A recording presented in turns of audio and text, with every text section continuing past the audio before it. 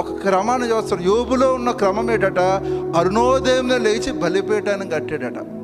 ఏ విధంగా కడుతున్నాడంటే, తన పిల్లలు తన మనసులో కానీ ఏదైనా పాపాన్ని లక్ష్య పెడుతున్నారేమో, వారి యొక్క ప్రాయశ్చిత్తం నిమిత్తమై ఏం చేసేవాడు, బలిపీఠం కట్టి దేవుని సన్నిధిలో మొరపెట్టాడు. దేవునికి స్తోత్రం.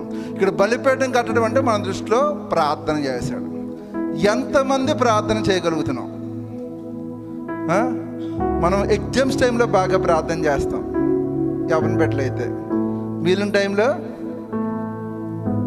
ఒక మాట చెప్తాను, ఎగ్జామ్స్ టైంలో బాగా చదివి మిగిలిన టైంలో చదవకపోతే పాస్ అవుతామా?